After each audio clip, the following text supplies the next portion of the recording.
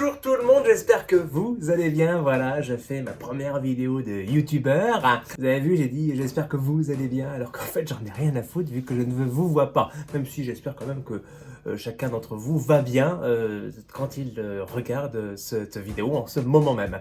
Je vais vous faire une vidéo aujourd'hui qui ne sera pas drôle. Je voulais vous faire un sketch, je voulais vous faire peut-être une mise en scène, un texte écrit, mais je me suis rendu compte que c'était vachement difficile de résumer dans un sketch ce que j'ai vécu cette semaine à l'Assemblée nationale. Et en plus de ça, je vous avoue que j'ai pas trop le temps de le faire vu que je serai en stage toute la semaine. Alors voilà comment va se dérouler cette vidéo sur moi tournée à l'Assemblée nationale.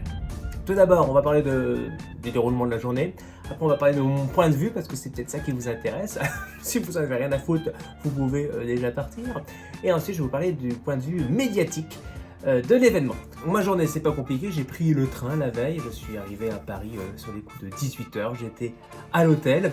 Je me suis rendu compte à Paris que le concept de confinement est bien différent du Pouldu. J'ai commandé à manger, forcément, et j'ai regardé la télé et je suis tombé sur LCP à minuit et ils étaient encore en séance.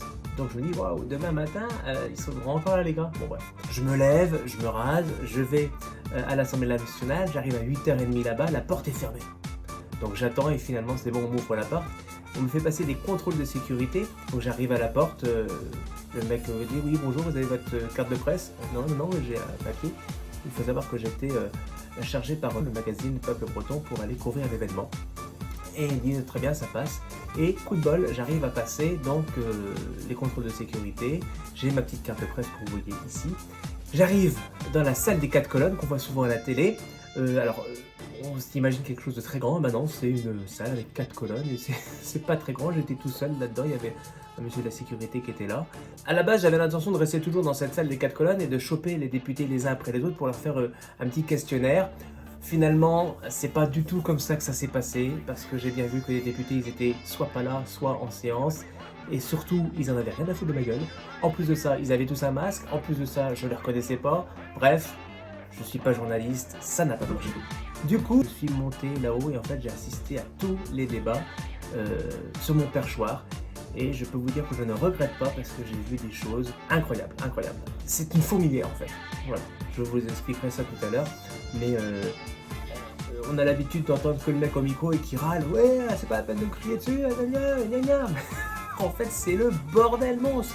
Le mec au micro, on n'entend pas. Je tiens aussi à préciser, et ça c'est pas très sympa, que en règle générale, quand une femme parle, on n'écoute pas.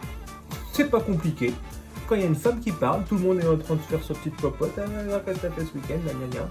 Quand c'est un homme qui parle, ça arrive qu'il y en a qui l'écoutent pas, mais il est quand même plus écouté. Donc ça, c'est pas terrible.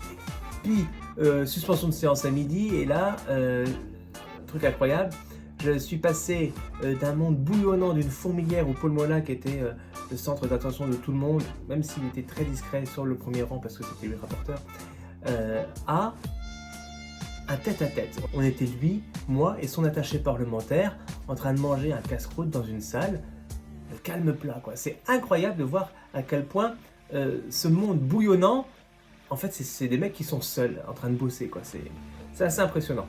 Puis reprise de séance à 15h, ça dure 3/4 d'heure, 1 heure. J'avais mon train à 17h. Je suis parti directement après la fin de séance chercher ma valise à l'hôtel. J'ai sauté dans le train et en arrivant à Lorient, devinez sur qui je tombe? Sur le député Balanant, donc le député de Quimperlé, qui était dans le même train que moi. Comme quoi, on a vraiment tous la même vie. Voilà, c'était la première partie de ce bilan d'une journée à l'Assemblée nationale. J'ai beaucoup de choses à vous dire, donc je vous retrouve demain pour la partie numéro 2. Allez!